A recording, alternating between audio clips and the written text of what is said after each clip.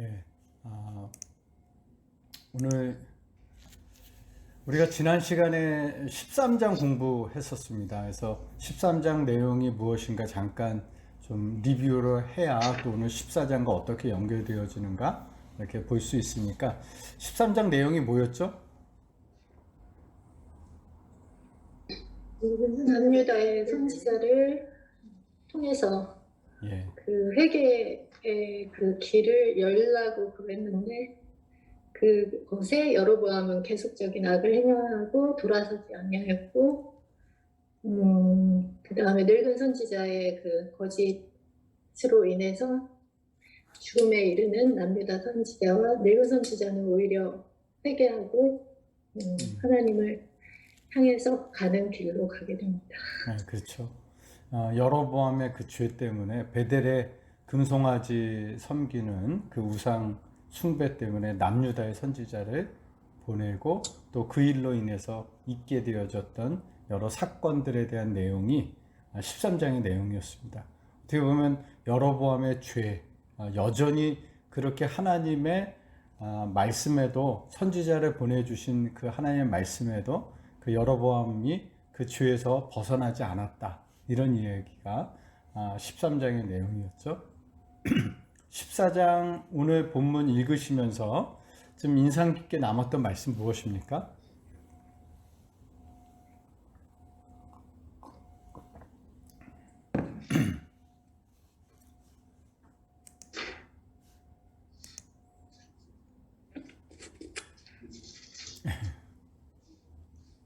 여로보암이 이제 아들 아비야가 병들었을 때 예.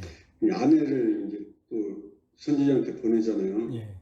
이제 우리들이 어떤 일이 일어났을 때 대부분 그 원인이 자신한테 있음을 알면서도 때로는 그 다른 데서 찾으려고 하는 그러한 것이 있는데 그 여로보암도 마찬가지인 것 같아요. 그래서 뭐 여로보암뿐 아니라 우리가 세상 살아가면서 그 해결 방법을 알면서도 사실은 혹시나 하고 다른 데서 그 해결 방법을 찾으려고 하는 일이 많이 있는데 모든 것은 자신에게 있다라고 하는 것을 생각해야 될 것 같습니다. 예, 예, 감사합니다. 예, 오늘은 그 여로보암의 아들의 그 죽음에 대한 이야기, 그리고 여로보암의 죽음, 또 르호보암의 통치에 대한 이야기를 함께 좀 보도록 하겠습니다. 자, 우선 이 분열 왕국, 이제 지금까지는 솔로몬의 그 통치의 이 통일 왕국이었죠. 그리고 이제 왕국이 분열이 되어져서 이 분열 왕국 이야기는 교재에도 기록되어 있는 것처럼 지금 굉장히 특이하게 기록이 되어 있습니다. 그래서 열왕기 상하는 지그재그식으로 기록을 하죠. 그래서 예를 들면 북이스라엘의 왕을 먼저 기록했으면 그 북이스라엘 왕이 통치하고 있는 기간 동안에 있었던 남유다의 왕을 그 다음에 기록하고 또 남유다의 왕을 기록하고 그 다음에 또 이제 그 남유다의 통치, 그러니까 근데 그 통치라는 게 왕마다 연대가 다르잖아요. 그러니까 예를 들어서 여로보암 왕은 22년을 다스렸어요. 북이스라엘의 여로보암은. 근데 남유다의 르호보암은 17년을 다스립니다. 그러면은 그 아들이 여로보암 때도 또 그 르호보암의 아들이 또 다스리는 거죠. 그러면 이 첫 번째 여로보암을 기록했으면 그 다음에는 여로보암의 통치 가운데 등극한 모든 왕을 다 남유다를 얘기하고 남유다의 또 그 마지막 기술한 왕이 죽기 전에 등극한 또 북이스라엘 왕을 기록하고 이런 식으로 지그재그로 기록하고 있다라는 거죠. 그래서 서로 그 동시대에 일어났던 사람들을 비교하고 대조할 수 있도록 북이스라엘과 남유다가 그렇게 기록하고 있고, 또한 등극 공식과 죽음 공식을 이렇게 기록할 때 동시대의 상대 쪽의 왕의 이름을 언급하고 그 사람의 몇 년에 몇 살의 나이에 등극한다. 그리고 가끔가다 왕후의 이름이 기록되고 또 신학적인 평가가 기록되어지죠. 죽음 공식은 그 출처, 이 사람에 대한 기록은 어디에 또 더 자세하게 있다. 이런 그 출처와 죽음과 장래, 그리고 그 다음에 누가 왕위를 승계했는가, 이런 부분을 처음과 끝에 기록합니다. 근데 어떤 왕은 요 등극 공식과 죽음 공식만 기록해요. 중간에 그 사람이 한 일에 대해서는 아무것도 기록하지 않는 경우들도 있지만 대개 이와 같은 패턴으로 그 사이에 그가 대표적으로 기억할 만한 사건을 그 가운데 기록하고 있습니다. 그리고 또한 특이한 것은 이 왕의 이야기 속에서 선지자 이야기가 나옵니다. 근데 특별히 엘리야와 엘리사 선지자의 이야기는 굉장히 길게 기록되죠. 17장에서 19장, 또 3장에서 8장까지 굉장히 긴 분량의 선지자, 엘리야와 엘리사 선지자의 이야기가 기록되는데, 엘리야와 엘리사는 어느 북이스라엘입니까? 남유다에서 일한 선지자입니까? 북이스라엘에서. 그만큼 북이스라엘은 여로보암의 죄에서 벗어나지 않았으니까 더 큰 선지자가 필요했던 거예요. 그만큼 선지자의 필요가 컸던 북이스라엘이었다라는 것을 이야기하고 있고요. 평가적인 관점에서 보면 북이스라엘의 모든 왕들은 어땠습니까? 여로보암의 죄에서 벗어나지 못했죠. 근데 남유다는 다윗의 마음을 따라서 이제 평가 기준이 다윗이에요. 그렇죠? 남유다는. 근데 그 중에 몇몇 왕들은 다윗과 같이 이런 평가를 받죠. 어떤 사람은 다윗과 같이 아니하다, 이런 평가를 받는 것을 보게 됩니다. 그래서 이 분열 왕국의 이야기들은 이런 패턴으로 기록을 하게 되어집니다. 자, 이제 그 1절부터 4절을 지금 보도록 하겠습니다. 김복희 집사님 먼저 좀 읽어주시겠습니까? 그때에 여로보암의 아들 아비야가 병든지라. 여로보암이 자기 아내에게 이르되 청하건대 일어나 변장하여 사람들이 그대가 여로보암의 아내임을 알지 못하게 하고 실로로 가라. 거기 선지자 아히야가 있나니 그는 이전에 내가 이 백성의 왕이 될 것을 내게 말한 사람이니라. 그대의 손에 떡 10개와 가자와 꿀 한 병을 가지고 그에게로 가라. 그가 그대에게 이 아이가 어떻게 될지를 알게 하리라. 그때라는 말에 내포된 뜻이 무엇입니까? 여로보암은 아들이 병들었는데 왜 아내를 변장시켜 선지자 아히야에게 보냈을까요? 예. 우선 이 그때라는 말은 13장과 지금 연관이 되어 있는 거죠. 13장과 연관해서 그래서 이 13장은 여로보암의 죄에 대한 거죠. 여전히 회개하지 않는 여로보암. 그러니까 지금 아들이 병든 것이 그것과 관련이 있다라는 것을, 그런 뉘앙스를 전하는 거죠. 그러니까 그때라는 것은 어떤 몇 년, 몇 월, 며칠 그때라는 의미보다는 여로보암이 여전히 회개하지 않고 죄 가운데 있을 그때 하나님께서 그 아들 아히야를 병들게 하셨다, 이런 의미가 이 그때라고 볼 수 있습니다. 자, 그렇다면 여로보암은 아들이 병들었는데 왜 아내를 변장시켜서 아히야에게 보냈을까요? 직접 가기가 어려워서 그러지 않았을까요? 그렇겠죠? 근데 먼저는 그럼 왜 아히야를 찾았을까요? 아이야가 왕에 대한 만나가지고 내가 그쵸? 이제 예, 옷 10조각을 주면서 예. 여로보암이 왕이 될 것을 예언해 준 선지자가 아히야였죠. 예. 근데 이렇게 병들었을 때 자기가 만든 그 신에게 가서 물어봐야지. 그러게요. 병이 하나로부터 몸을 인지했기 때문에. 그렇겠죠? 본인도 느꼈다는 거예요, 이 얘기는. 그리고 자기가 만든 금송아지가 거짓이라는 것을 본인도 아는 거죠. 근데 혹시 예. 자기에게 어쨌든 유익한 그런 이야기를 예언해준 선지자이기 때문에 혹시 이 일도 좋은 일로 예언해줄까 하는 기대는 없었을까 하는 생각이 뭐 그런 기대가 있을 수도 있겠죠.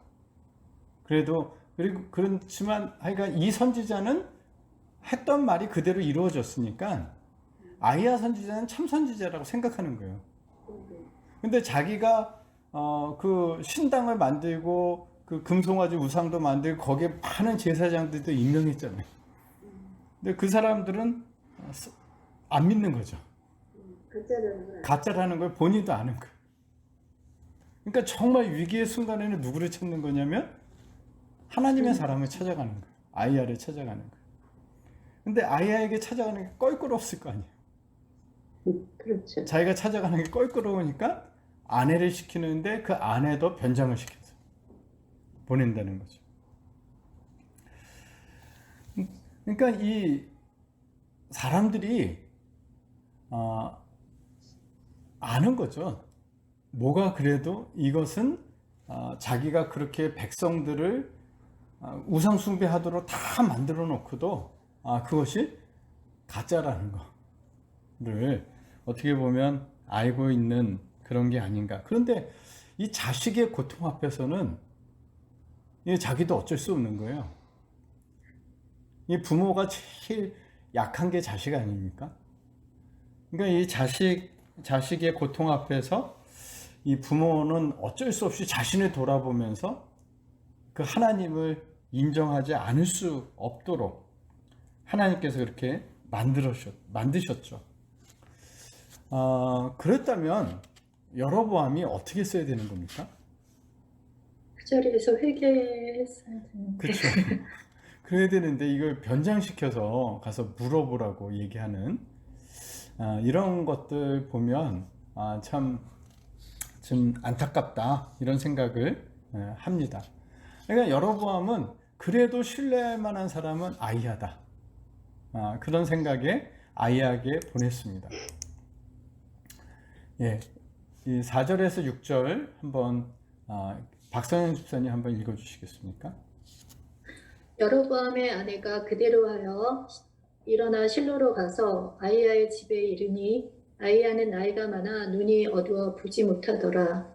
여호와께서 아이야에게 이르시되 여로보암의 아내가 자기 아들이 병들었으므로 네게 물으러 오나니 너는 이러이러하게 대답하라. 그가 들어올 때에 다른 사람인 채 함이니라. 그가 문으로 들어올 때에 아이야가 그 발소리를 듣고 말하되 여로보암의 아내여 들어오라. 네가 어찌하여 다른 사람인 채 하느냐. 내가 명령을 받아 흉한 일을 내게 전하리니. 여로보암의 아내가 아이야를 찾아왔다는 것은 결국 누구의 답을 듣기 위함입니까? 그렇다면 변장했다는 것이 무슨 의미가 있습니까? 누구의 답? 하나님의 그쵸? 하나님의 답. 예, 하나님의 답을 들으러 간 거죠.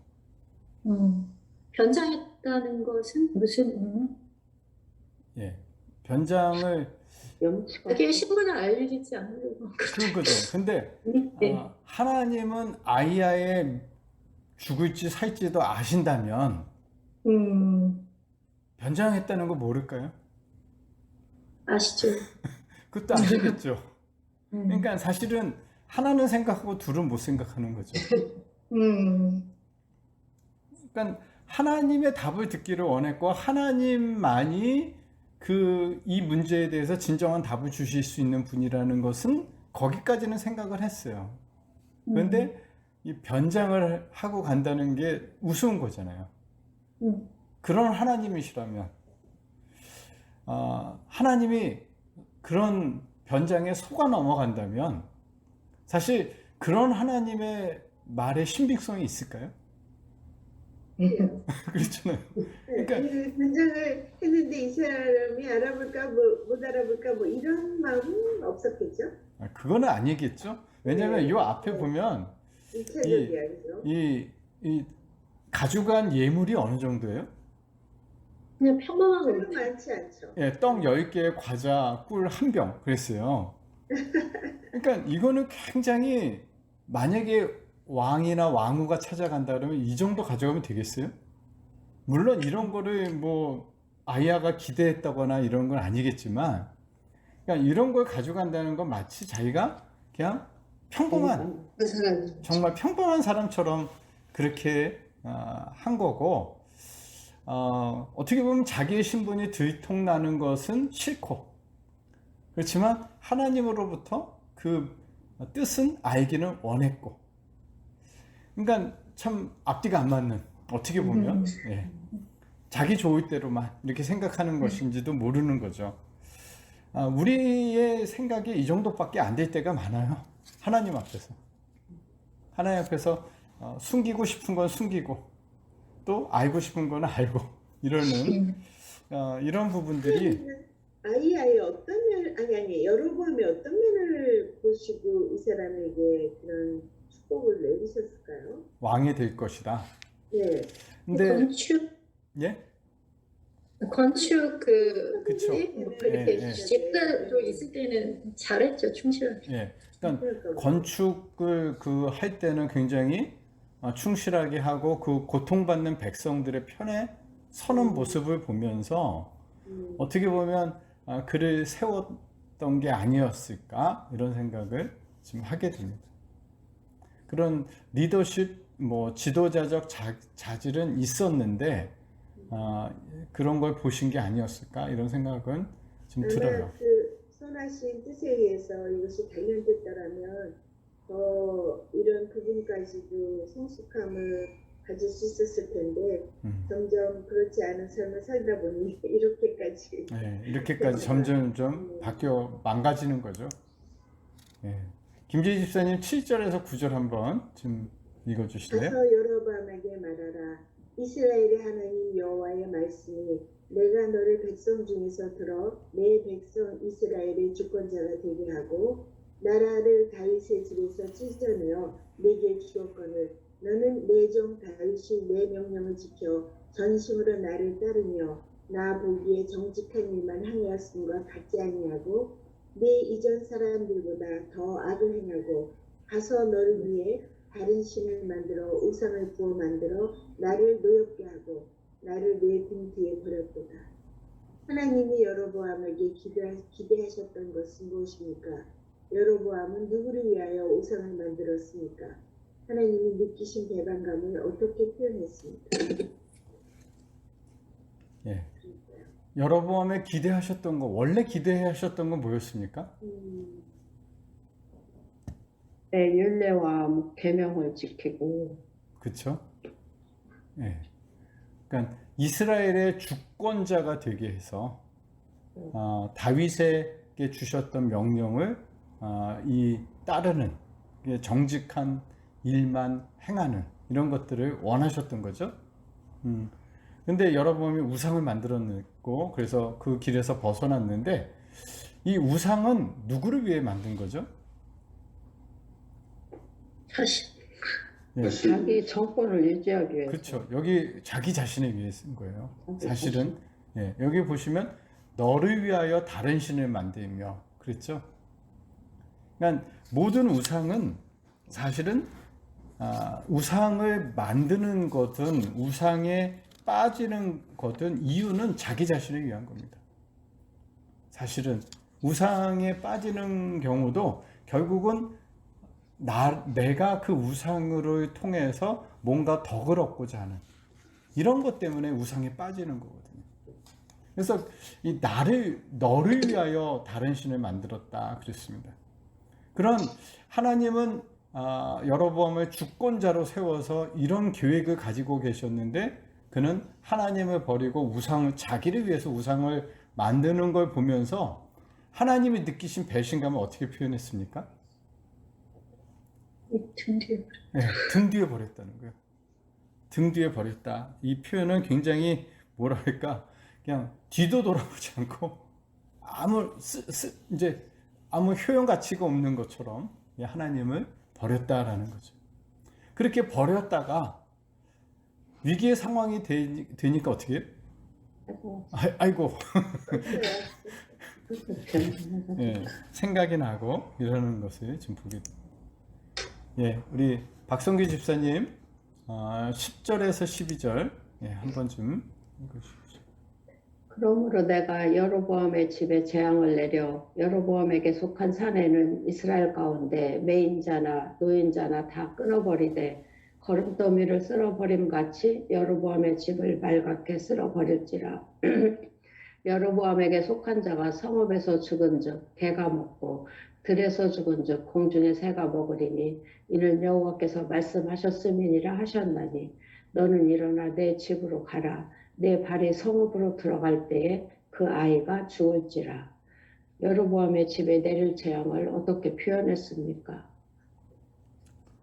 예, 어떻게 표현했습니까? 여기 매인자나 노인자가 다 끊어버리대 이렇게 얘기했잖아요. 여기 매인자와 노인자가 뭐죠? 종까지도 그랬다는 거 아니에요? 예? 종까지도 싹 그쵸. 쓰는 예. 근데 사실 여로보암의 자녀들 중에 여로보암에게 속한 사내는 매인자나 노인자나, 그러니까 자유한 자나 종이나 이런 의미예요. 근데 이것은 굉장히 관용적인 표현이에요. 그래서 당시에는 자유인과 종만 있으니까 여로보암에 속한 자는 어떻게 된다는 거예요? 모두. 예, 그냥 모두라는 표현을 이렇게 표현하는 거죠. 뭐 건강한 자나 병든 자나 이런 식의 표현은 거기에서 예외가 없다라는 것을 이야기하고 있는 거죠.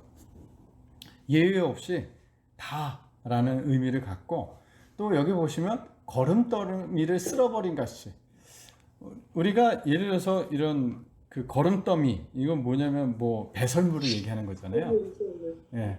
그럼 배설물 청소할 때 어떻게 청소하세요? 물청소를 샥샥. 그렇죠. 이건 물청소를 하고 락스 풀어서 닦고, 그래서 아주 그냥 그거는 깨끗이 닦지 않습니까? 흔적도 없이 닦죠. 그러니까 지금 여로보암의 집을 그렇게 하시겠다. 흔적도 없이 그냥 하시겠다. 그리고 사람이 죽으면 잘 묻히는 게 그 마지막 소망이지 않습니까? 근데 이 사람들은 무덤에 들어가지 못한다는 거예요. 그래서 개가 먹고 공중에 새가 먹으리라, 이렇게 이야기하고 있죠. 그러니까 굉장한 저주와 수치의 극치를 보여주고 있는 이야기죠. 하나님께서 이 하나님을 버린 이 여로보암에게 너를 이렇게 버리시겠다라고 심판의 메시지를 전하게 아이야가 그 아내에게 이렇게 전하는 것을 보게 됩니다. 결국 근데요. 예, 아이고 죄송합니다. 예, 말씀하세요. 근데 이제 어쩌다가 예. 내가 여로보암 집에 종 노릇을 할 수는 있잖아요.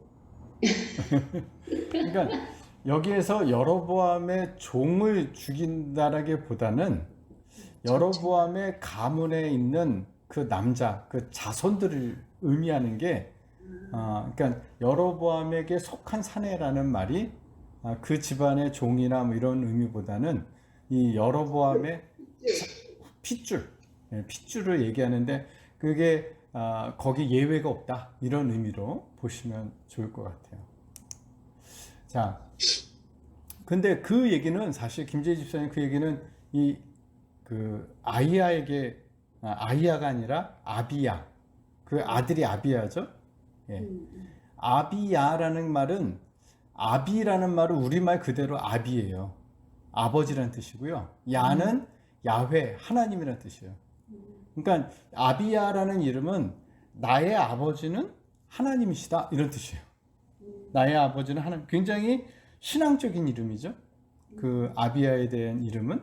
근데 이 아비야에 대해서 사실 뭐라고 얘기하고 있냐면, 예, 그가 이스라엘의 하나님 여호와를 향하여 선한 뜻을 품었다 그랬어요. 이 아이야는 굉장히 그 선한 뜻을 품은 아이였는데, 그 아버지 여로보암의 죄 때문에 아이야가 어떻게 됩니까? 죽어요. 근데 왜 하나님은 이 선한 뜻을 품은 아비야를 죽게 하셨습니까? 완전히 멸절되는 그 상황에 놓이지 않게 구원의 그 길을 먼저 열어놓으시는 것 같아요.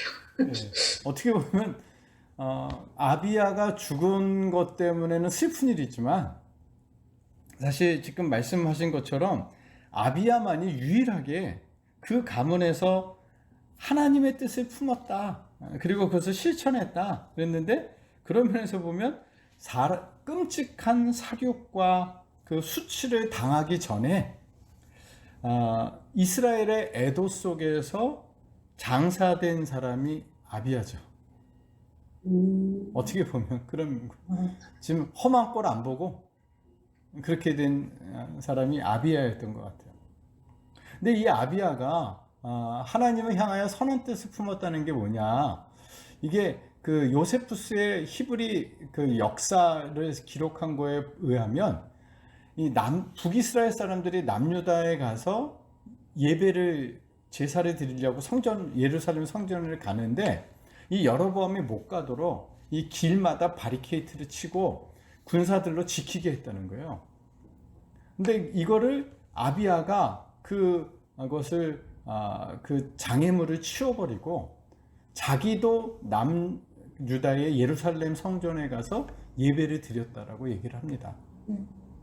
그래서 사실 쉽지 않은 그런 일이었는데 그 아비야를 하나님께서는 데려가시는, 이 아비야가 그 어떻게 보면 왕이 계승자였을 텐데 그를 미리 이렇게 데려가시는 그런 것을 나이가 보게 얼마나 됩니다. 됐을까요?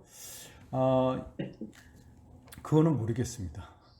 좀 어느 정도 성장을 했으니까 그렇겠죠. 이런 일을 했다라는 걸 보면 여로보암이 아마 여로보암의 왕위 계승자에 있었던 사람이 아니었을까 이런 생각을 하게 됩니다.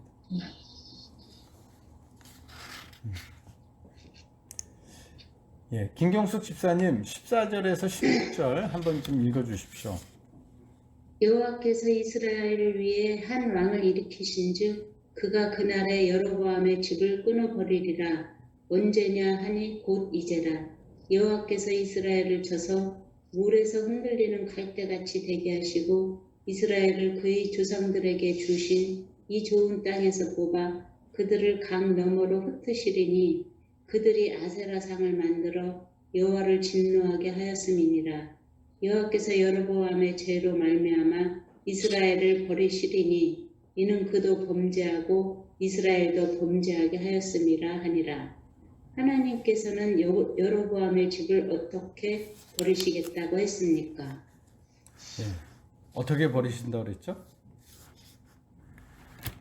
곧 끊어버려. 그쵸. 언제냐? 이제라. 이 얘기는 곧이라는 거예요. 여로보암이 죽고 그 다음 왕이 세워졌을 때 그 때에 바로 이 심판이 임하는 것을 얘기하고 있고요. 또 그렇게 하나님의 심판 때문에 북이스라엘은 어떻게 되느냐? 물에서 흔들리는 갈대같이 된다. 그 나라가 물에서 흔들리는 갈대. 한번 생각해 보세요. 그렇죠? 표현도 잘하셔. 예? 표현도 잘하셔. 네, 그렇죠. 그러니까 이 부분은 왕조가 계속 바뀐다는 거예요. 북이스라엘은 왕조가 그 멸망하면 다른 왕조가 세워지고 또 멸망하고 그렇게 그래서 정치적으로 굉장히 불안정한 나라가 될 것이다. 북이스라엘을. 그리고 결국은 어떻게 해야 된다는 거예요? 좋은 땅에서 뽑아 그들을 강 건너로 흩으시니 이 강이라는 것은 유프라테스 강 건너 아수르 제국에 의해서 이 포로로 잡혀갈 것에 대해서 예언하신 거죠. 말씀하신 거죠. 그 이유는 여로보암 스스로도 죄를 범하였을 뿐 아니라 이스라엘로 범죄하게 했기 때문에 그렇다. 이렇게 이야기하고 있습니다. 특별히 이 아세라상을 만들어서 또 하나님을 진노하게 했다. 이런 우상 숭배에 대한 부분도 이야기하고 있죠.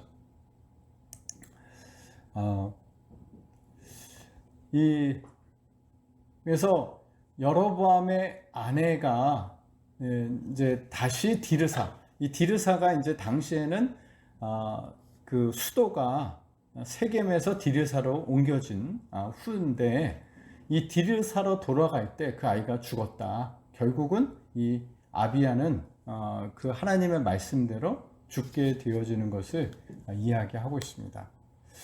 예, 신집사님 19절 20절 한번 좀 읽어주십시오. 여로보암의 그 남은 행적 곧 그가 어떻게 싸웠는지와 어떻게 다스렸는지는 이스라엘 왕 역대 지략에 기록되니라. 여로보암이 왕이 된 지 22년이라. 그가 그의 조상들과 함께 잠에 그의 아들 나답이 대신하여 왕이 되니라. 성경은 여로보암을 어떤 측면에서 평가했습니까? 자, 이게 무슨 얘기냐면 지금 여로보암의 그가 어떻게 싸웠는지 어떻게 다스렸는지는 기록했습니까? 안 했습니까? 성경에 있다고 됩니다. 기록 안 했죠. 그거는 역대지략을 참고해라 그랬죠. 그러니까 지금 성경은 여로보암을 평가할 때 그가 어떻게 싸웠는가, 이건 군사적인 측면이죠.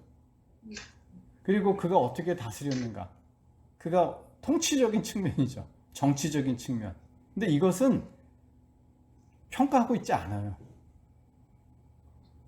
이건 뭐만 평가하고 있냐면 신앙적인 측면을 주로 평가하고 있죠. 그러니까 이 여로보암의 이 신앙적인 측면이 사실은 다른 군사적으로 얼마나 나라를 뭐 부강하게 강력하게 군사적으로 강력하게 했는가, 얼마나 잘 통치했는가 보다도 우성적인 평가가 뭐라는 거예요? 그의 이 신앙적인 거였다는 거예요. 이 이스라엘의 왕은 철저히 하나님의 대리자로서의 왕이죠.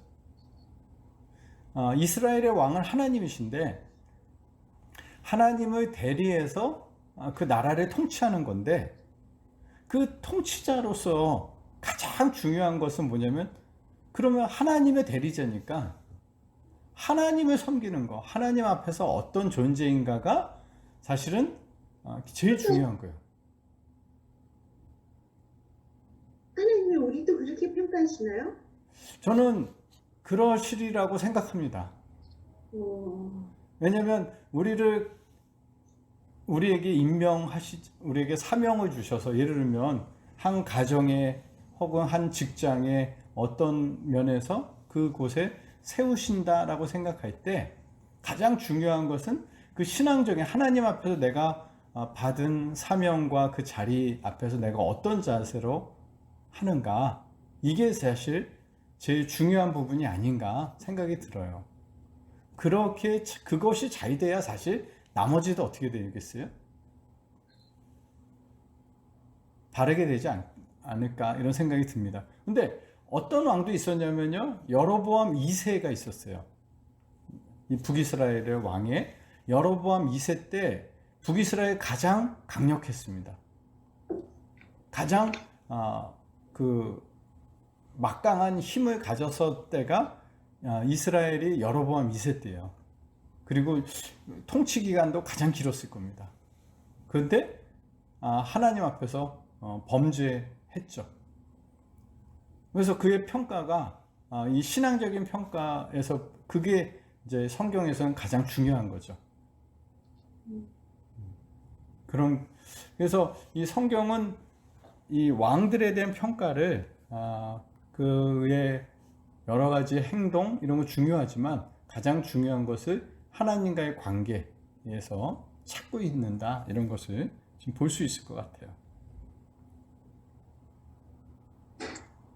예. 목사님, 예. 그 아까 선지자가 얘기하기를 그 이스라엘의 매인자나 노인자나 다 끊어버리고 말갛게 다 예. 쓸어버리겠다고 한 거는 문자 그대로 그렇게 하는 건가요? 아니면은 그냥 그렇게 할 것이라는 얘기, 실제로 그렇게 많이 할 것이라는 얘기인지. 왜냐면 또 그게 어떤 의미에서는 또 시기적으로 지금 당장은 아니고 나중이라는 건지. 왜냐면 또 그 아들 나답이 이어받잖아요. 예. 이걸 어떻게 그러니까 여로보암의 나답이 이어받고 나답 때 그런 일이 일어나죠. 나답 때 일어나서 왕조가 바뀌어요. 왕조가 바뀌면서 실제로 그 예언대로 성취되어지는 것을 좀 보게 되어집니다. 네, 알겠습니다. 근데 하나님이 이 여로보암에게 여러 번 말씀하셨죠.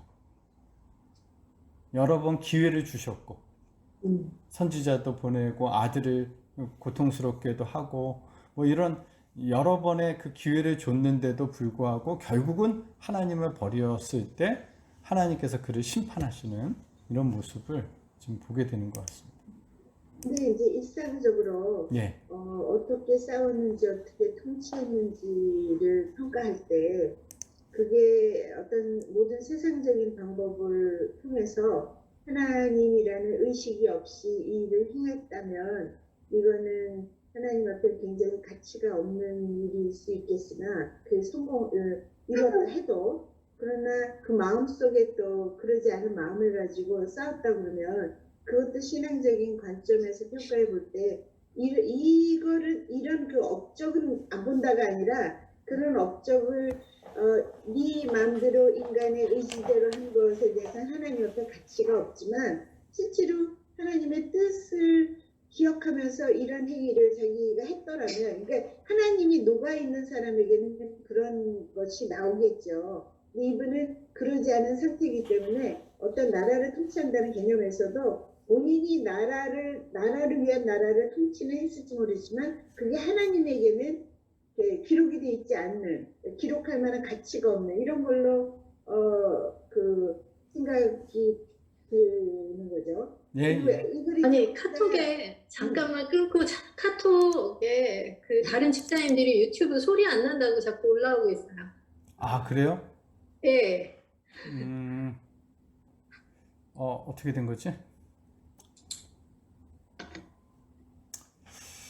아, 소리가 아예 안 나오나요? 안 나온다고. 아, 네, 안 나온다고. 죄송합니다. 제가 요거는 소리를 따로 좀 보내드리고 이거 유튜브도 소리를 합칠 수 있는 방법이 있는지 한번 찾아볼게요. 근데 줌은 괜찮은데 유튜브가 지금 문제인 거예요. 예, 유튜브가 네. 왜 그러는지는 제가 잘 지금 점검할 수가 없어서 지금 상황에서는. 누구나 답을 해드려야 될 것 같아요. 제가 답할게요. 예.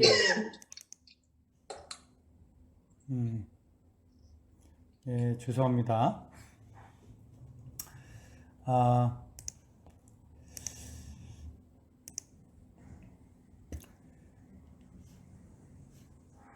예. 김재희 집사님 말씀하신 것처럼, 그것이 신앙적인 관점에서 이런 부분들이 연결이 되는 거죠. 우리 그리스도인들의 경우는, 우리가 살아가면서 우리의 어떤 행동이나 이런 것도 신앙적인 관점에 비추어서 평가되어진다. 그런 면에서 보면, 이게 의미가 없다라는 뜻이 아니라, 그가 어떻게 이 통치자로서 행한 행동이 가치 없다는 뜻이 아니라 그것이 하나님 안에서 이루어져야지 그것이 의미 있게 사용되어질 수 있지 않겠나 그런 생각을 하게 됩니다. 예, 우리 이어서 좀 보도록 하겠습니다. 이제 여로보암이 이렇게 죽고 르호보암의 통치가 이루어지는데요. 21절을 김복희 집사님 한 번 좀 읽어주십시오. 지금 보내고 있습니다. 솔로몬의 아들 르호보암은 유다 왕이 되었으니 르호보암이 왕에 오를 때에 나이가 41세라. 여호와께서 자기 이름을 두시려고 이스라엘 모든 지파 가운데서 택하신 성읍 예루살렘에서 17년 동안 다스립니다. 그의 어머니 이름은 나아마요 암몬 사람이더라. 르호보암의 등급 공식을 통해 알 수 있는 것은 무엇입니까? 예, 르호보암이 지금 몇 살에 등극하죠? 41살 등극했고 17년에 다스렸고 그리고 그의 어머니는 누구라고 그랬어요? 나아만데 암몬 사람이다 그랬어요. 암몬 이방 여인이라는 거죠. 그러니까 르호보암에게는 이 어머니의 영향이 있겠죠. 암몬 사람 나아마의 영향이 있겠죠. 그러니까 솔로몬의 많았고 이방 여인들이 굉장히 많은 이방 여인과 결혼했는데 그 중에 암몬 사람이 이 솔로몬 르호보암에게 이 영향을 줬을, 르호보암의 어머니니까 영향을 줬을 것이다 라고 좀 우리가 좀 상상할 수 있습니다. 생각할 수 있습니다. 자, 이 르호보암 이제 남유다의 왕에 대해서는 역대하에 기록이 돼 있어요. 지난번에 말씀드렸죠. 역대하에는 북이스라엘 왕은 기록 안 한다고 그랬죠. 거긴 정통성이 없죠. 성전이 없는 곳이기 때문에 정통성이 없어서 남유다의 왕만 역대하에 기록이 돼서 지금 남유다의 왕을 다룰 때는 역대하도 같이 좀 이렇게 병행해서 보려고 합니다. 그래서 열왕기상에는 기록되지 않은 기록들이 역대하에는 이 기록이 돼 있어서 이 르호보암에 대해서 뭐라고 얘기했는가, 이 부분을 좀 같이 보도록 하겠습니다. 박선영 집사님, 여기 역대하에 있는 이 말씀 좀 읽어주실래요?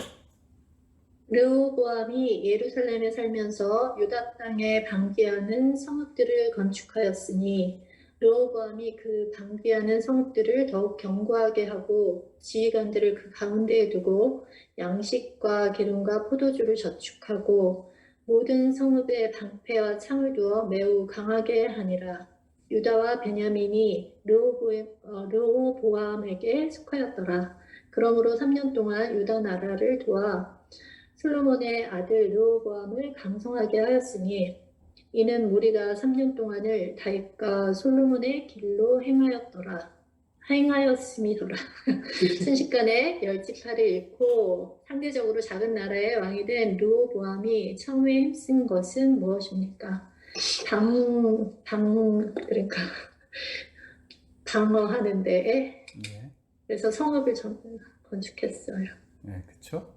그러니까 이 르호보암이 갑자기 작은 나라가 됐죠. 네. 12지파에서 2지파밖에 되지 않았을 때 그가 처음에 힘쓴 거는 방비, 성읍들을 건축해서 방어를 하고 그 각 성마다 양식 비축시켜놓고 그 굉장히 국방력을 튼튼히 했어요. 그렇죠? 그리고 3년 동안 다윗과 솔로몬의 길로 행했다 그랬죠. 그러니까 이 르호보암이 처음에는 굉장히 그 세겜에 가서 이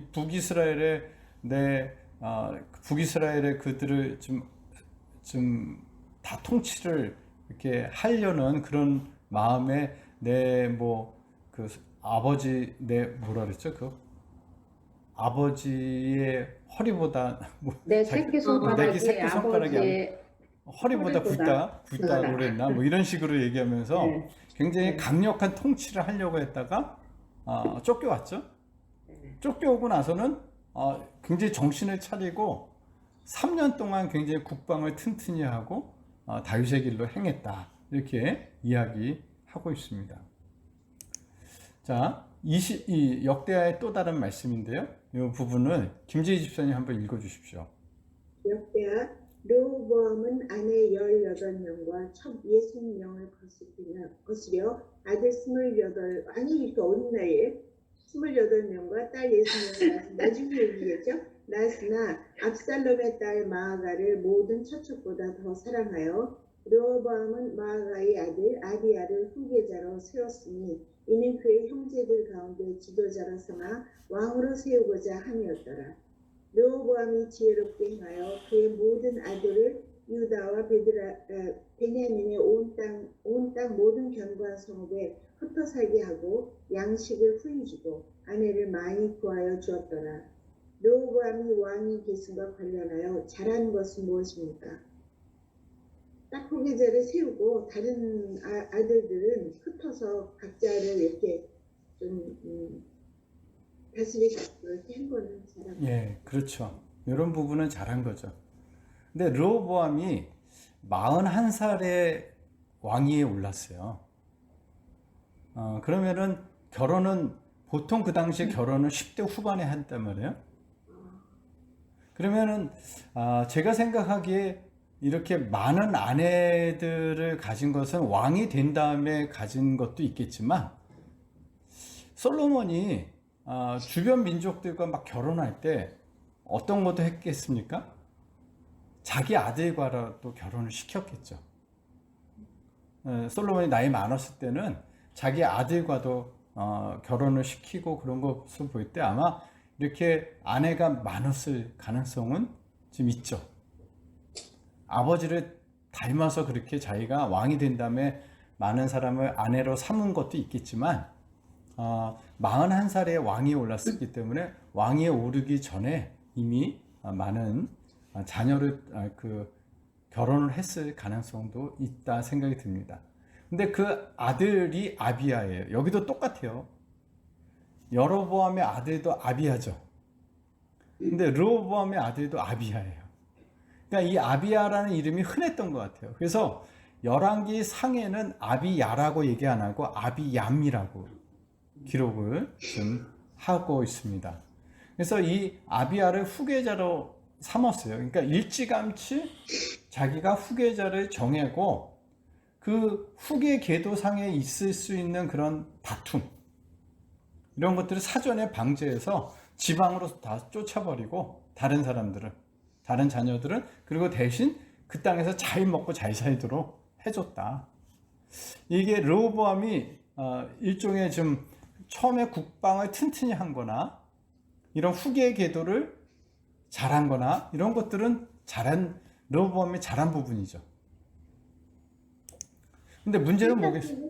궁금한데 죄송합니다. 예. 아내는 누구 아내하고 첩으로 이렇게 나눌 때 예. 아내는 조금 강성한 나라 출신이고 첩은 아니고 그런가요? 그런 것도 있겠지만 예를 들면 우리나라도 옛날에 그 좀 정식 결혼이 아니라 왕이 뭐 이렇게 후궁을 통해 이제 궁녀를 통해서 자녀를 낳거나 이러면은 첩이 되죠. 예. 그 출신이나 이런 거 그러니까 정식 절차로 아내로 삼은 게 아닌 경우들은 첩이라고 불렀던 것 같아요. 자, 박성규 집사님 이 부분도 한번 좀 읽어주십시오. 르호보암의 나라가 견고하고 세력이 강해짐에 그가 여호와의 율법을 버리니 온 이스라엘이 본받은지라. 유다가 여호와 보시기에 악을 행하되 그의 조상들이 행한 모든 일보다 뛰어나게 하여 그 범한 죄로 여호와를 노엽게 하였으니 이는 그들도 산 위에와 모든 푸른 나무 아래에 산당과 우상과 아세라상을 세웠음이라. 그 땅에 또 남색하는 자가 있었고 여호와께서 이스라엘 자손 앞에서 쫓아내신 국민의 모든 가증한 일을 무리가 본받아 행하였더라. 르호보암의 강성함은 4년을 넘기지 못했습니다. 르호보암이 행한 악은 무엇입니까? 르호보암의 강성함이 왜 이리 짧게 끝났을까요? 예. 행한 여호와의 율법을 버리고. 그렇죠? 예. 그렇게 3년이 지나서 나라가 견고하고 세력을 얻으니까 어떻게 했다는 거예요? 여호와의 율법을 버렸다. 이렇게 얘기하고 있습니다. 그러니까 4년을 넘기지 못했습니다. 그리고 르호보암이 행한 악은 여기 보시면 이런 아세라상을 섬겼고 남색하는 자가 있었다. 이렇게 얘기하죠.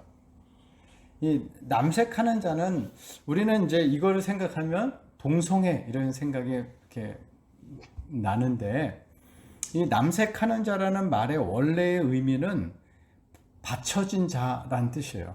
이 단어의 원래 의미는.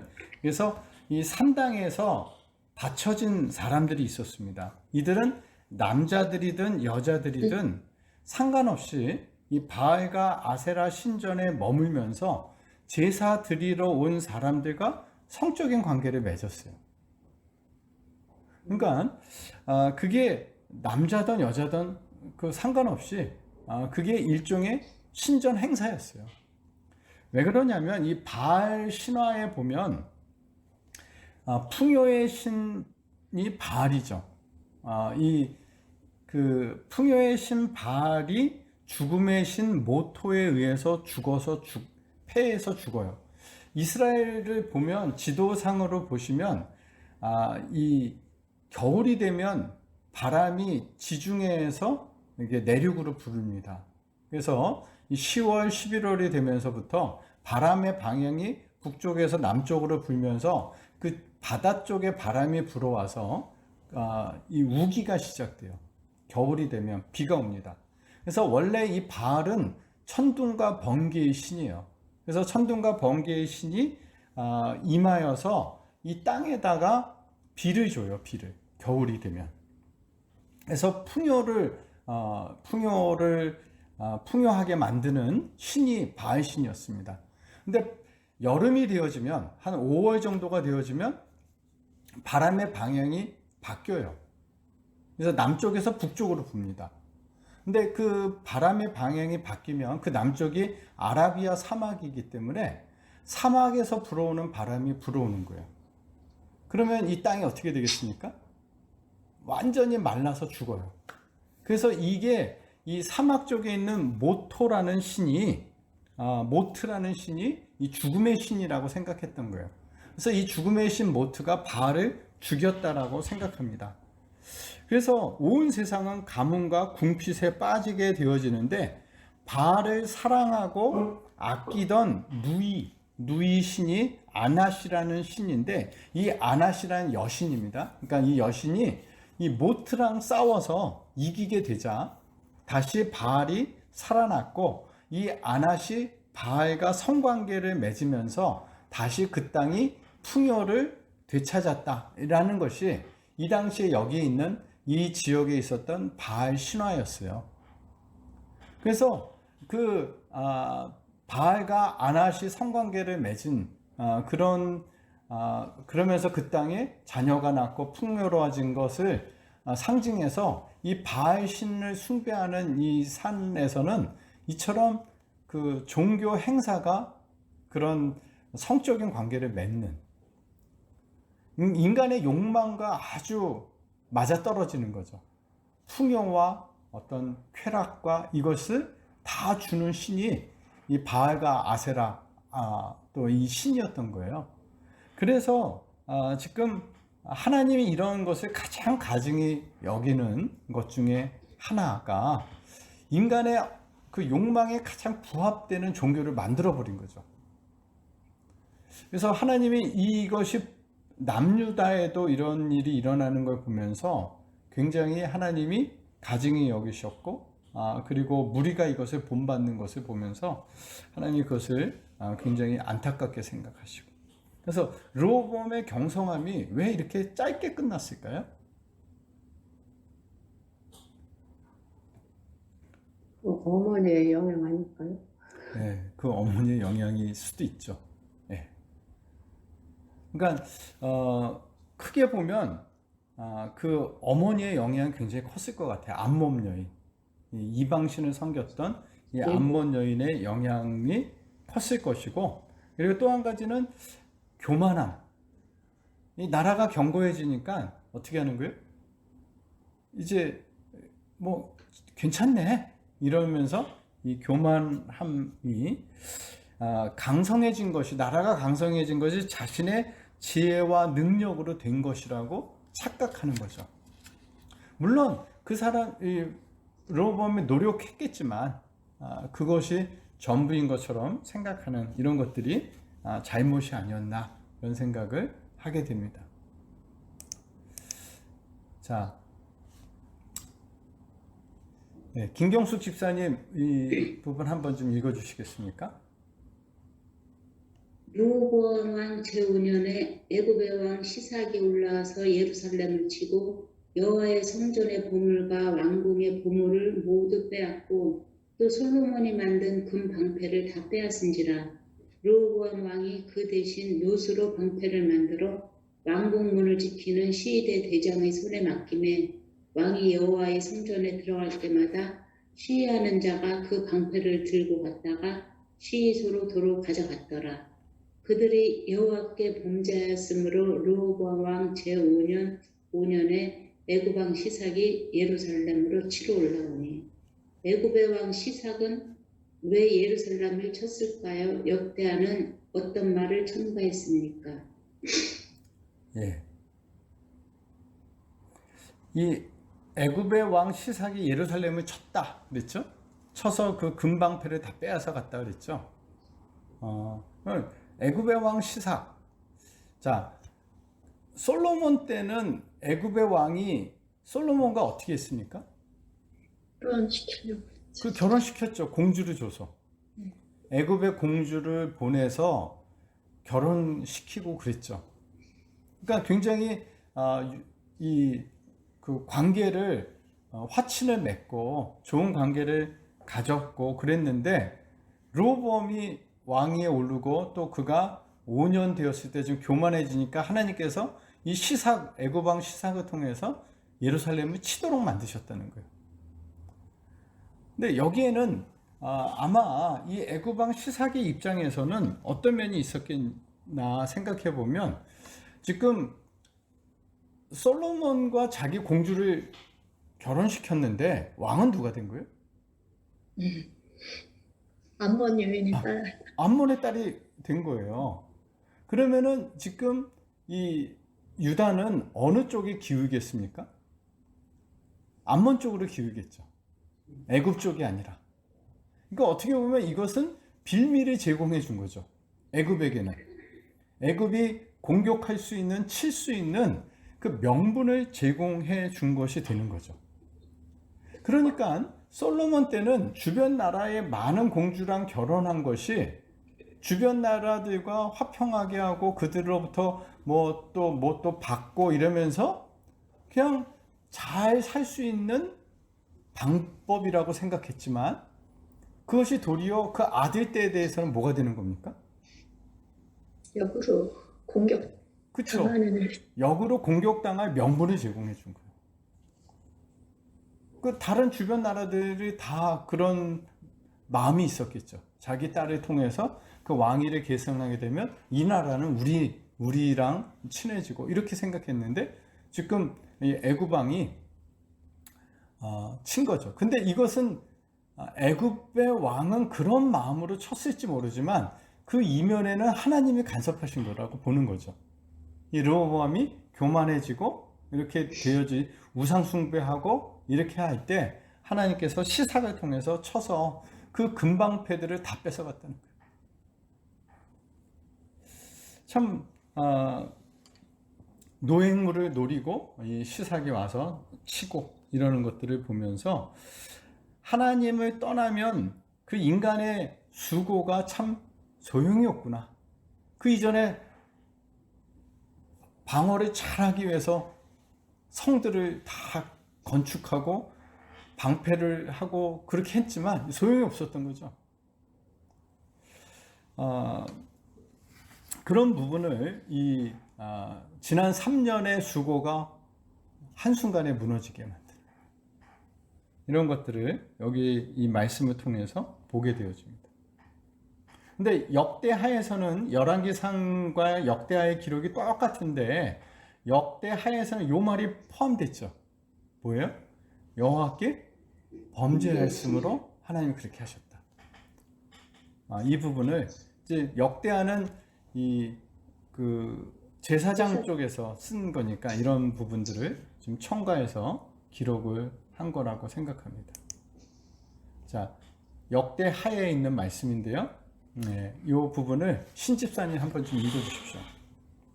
그때 유다 방백들이 시삭의 일로 예루살렘에 모였는지라 선지자 스마야가 르호보암과 방백들에게 나와 이르되 여호와께서 이같이 말씀하시기를 너희가 나를 버렸으므로 나도 너희를 버려 시삭의 손에 넘겼노라 하셨다 한지라. 이에 이스라엘 방백들과 왕이 스스로 겸비하여 이르되 여호와는 의로우시다 하매 여호와께서 그들이 스스로 겸비함을 보신지라. 여호와의 말씀이 스마야에게 임하여 이르시되 그들이 스스로 겸비하였으니 내가 멸하지 아니하고 저희를 조금 구원하여 나의 노를 시삭의 손을 통하여 예루살렘에 쏟지 아니하리라. 그러나 그들이 시삭의 종이 되어 나를 섬기는 것과 세상 나라들을 섬기는 것이 어떠한지 알게 되리라 하셨더라. 하나님이 스마야를 통해 애굽 침공의 원인을 말했을 때 르호보암과 이스라엘은 어떻게 반응했습니까? 예. 이 장면은 하나님의 스마야, 하나님의 선지자를 통해서 왜 애굽이 시삭이 너를 쳤는지 원인을 얘기하죠. 너희가 나를 버렸으므로 나도 너희를 버려 시삭의 손에 넘겼노라. 이 얘기를 해요. 그랬더니 이 얘기를 들은 왕과 이스라엘 방백들이 어떻게 했습니까? 여호와는 의로우시다. 예, 스스로 겸비하여 여호와는 의로우시다 그랬어요. 이 여호와는 의로우시다라는 말의 의미가 뭐예요? 우리를 도와달라. 그러니까 이 얘기는 하나님의 판단이 옳습니다 이런 뜻이죠. 그러니까 하나님이 우리를 시사계의 손에 넘긴 것이 옳다 이런 표현이에요. 여호와는 의로우시다. 그러니까 이 말은 맞습니다. 하나님, 우리는 마저도 쌉니다. 하나님의 징계가 옳습니다. 우리가 잘못했습니다라는 뜻이에요. 우리가 잘못했습니다. 하나님의 판단이 옳으십니다. 하나님은 의로우십니다. 우리는 변명의 여지가 없습니다. 이게 납작 엎드린 거예요, 사실은. 그랬더니 하나님이 어떻게 하시죠? 또 스나야를 통해서 스스로 겸비하였으니, 쟤네들이 지금 회개하고 이렇게 겸비하였으니까 어떻게 하시겠다 그랬어요? 저희를 조금 구원하여 나의 노를 시사계 통을 통해서 여호와께 쏟지 아니하리라. 그러니까 납작 엎드리고 회개하니까 하나님께서 이 시사계 통해서 확 하려다가 어떻게 하시냐면 또 멈추시는 거예요. 그렇지만 좀 고통은 좀 당해 보도록 하나님을 섬기는 것과 세상의 나라를 섬기는 것이 어떻게 다른지 정도는 알 수 있을 정도의 고통만 주셨다는 거예요. 그러니까 이 르호보암의 성격을 좀 알 수 있지 않으세요? 르호보암의 성향이 어떤 건지 좀 나타나죠. 그 나라가 처음 세겜에 가서 내가 너희들을 더 강력하게 통치하리라 그러다가 그들이 반발해서 저기를 죽이고 그랬더니 또 돌아와서 어떻게 했어요? 3년 동안 정말 그 나라를 잘 다스리고 솔로몬과 다윗의 길로 행하고 이렇게 했단 말이에요. 그러다가 또 교만해져서 하나님이 또 딱 치시니까 또 어떻게 합니까? 쫙 엎드리죠. 예. 그 납작 엎드리기라도 하네. 예, 그러니까 또 하나님께서는 어떻게 해요? 그것도 좀 멈추시는 거죠. 사실 르호보암처럼 이렇게 납작 엎드리는 거 이게 나쁜 거 아닌 것 같아요. 물론 이것이 진심이어야겠죠. 진심이고 오래 가야 되지 않겠습니까? 그렇지만 납작 엎드릴 수 있는 것도 사실 필요한 것 같습니다. 근데 르호보암의 모습을, 르호보암이 어떤 사람인가라는 것을 조금 알게 하는 것 같아요. 자, 우리 이 부분을 김복희 집사님 한번 읽어주십시오. 르호보암의 남은 사적과 그가 행한 모든 일은 유다왕 역대 지략에 기록되지 아니하였느냐. 르호보암과 여로보암 사이에 항상 전쟁이 있으리라. 르호보암이 그의 조상들과 함께 자니 그의 조상들과 함께 다윗성에 장사되니라. 그의 어머니의 이름은 나아마요 암몬 사람이더라. 그의 아들 아비암이 대신하여 왕이 되니라. 르호보암이 악을 행하였으니 이는 그가 여호와를 구하는 마음을 굳게 하지 아니하였더라. 르호보암이 어머니를 그의 등극 공식과 죽음 공식에서 계속 언급한 이유가 무엇일까요? 르호보암의 삶을 어떻게 평가할 수 있을까요? 예. 지금 르호보암의 어머니 이름이 등극에도 나오고 죽음 공식에도 나오죠. 이런 것은 그만큼 그의 영향이 컸다. 이 암몬 여인, 이방 여인, 이 어머니의 영향이 컸다라는 것을 지금 의미할 수 있을 것 같습니다. 자, 그리고 이 르호보암과 여로보암 사이에 항상 전쟁이 있으니라 그랬죠. 그러니까 북이스라엘과 남유다 사이에 나라가 분열되고 나서 항상 전쟁이 있었다라는 것은, 전쟁이 끊이지 않았다라는 것은 뭐 그럴 수 있어요. 그런데 지금 예루살렘에서 베델까지가 16km밖에 안 돼요. 예루살렘에서 베델까지가. 그럼 16km면 걸어갈 수도 있겠네. 예? 그냥 걸어갈 수도 있겠네. 그럼요. 집사님 정도면 김재희 집사님 정도면 뭐 단숨에 뛰어가실 수 있는. 단순히 흘러가죠. 근데 16km밖에 안 됐다라는 건 뭘 의미하겠어요? 이 예루살렘이 수도인데 북이스라엘이 금방 쳐들어올 수 있는 곳에 예루살렘의 수도가 있는 거예요. 그 남유다의 수도인 예루살렘이 있는 거예요. 그러니까 남유다는 가능하면 이 국경선을 어떻게 하고 싶었겠어요? 북쪽으로 지금 밀어내고 싶었겠죠. 그래야지 이런 습격에 좀 안전할 수 있으니까 그런 부분과 또 이제 서로 정통성 가지고 서로 싸움도 있고 이런 것들이 끊이지 않았다 이렇게 이야기하고 있습니다. 자, 오늘 14장을 통해서 얻은 교훈과 또 여로보암과 르호보암 각각이 어떤 인물이었는가 이런 것들을 좀 돌아보면서 마무리하도록 하겠습니다. 어떠셨나요? 오늘 14장의 내용을 통해서 좀 얻은 교훈이 있다면 개인적으로? 저는 여로보암에 대해서 여로보암의 삶을 보면서 어쨌든 그의 성실함과 그의 어떤 자질을 보고 하나님의 그를 그 이스라엘을 다스릴 통치할 수 있는 그런 역할과 권한을 주셨음에도 불구하고 그가 하나님의 뜻을 행하기보다는 본인의 어떤 그 생각이나 여러 가지 그 하나님 이외의 다른 것에 영향을 너무 많이 받다 보니까 그런 그 삶을 살지 못한 거죠. 그래서 우리가 하나님께서 기대하시고 역할을 주시고 하나님의 뜻을 우리에게 주셨음에도 불구하고 우리는 선을 추구할 수 있는 가능성도 있고 악을 추구할 수 있는 가능성도 얼마든지 있는 존재인 것 같다.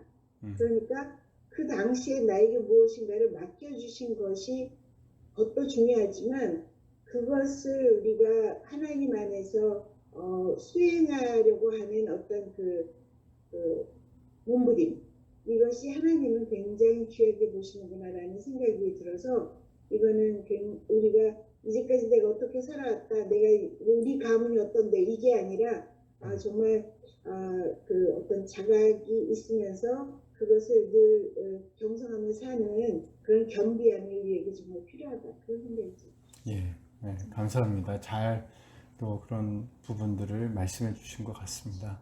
감사합니다. 예, 다른 분은 어떠셨나요? 저는 여러분, 먼저 얘기하세요. 네.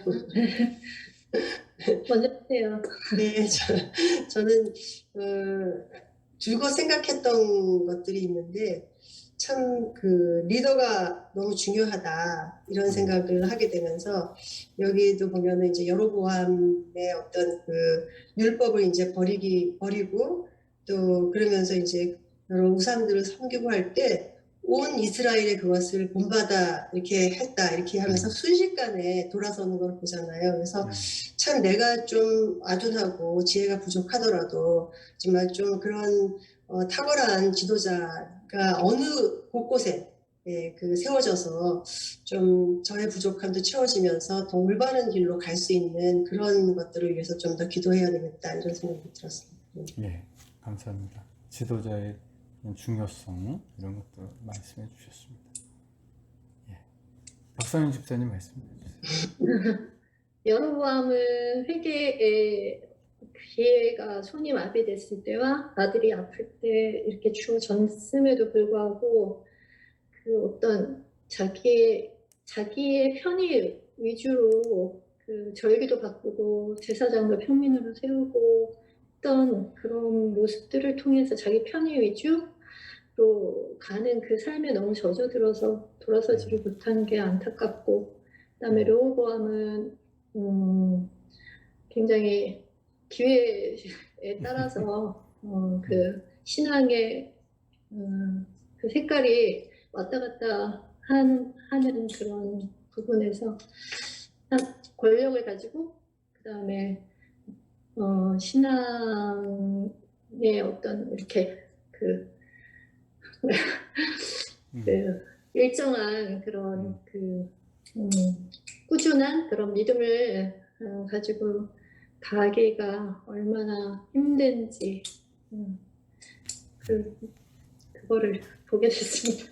예, 감사합니다. 예.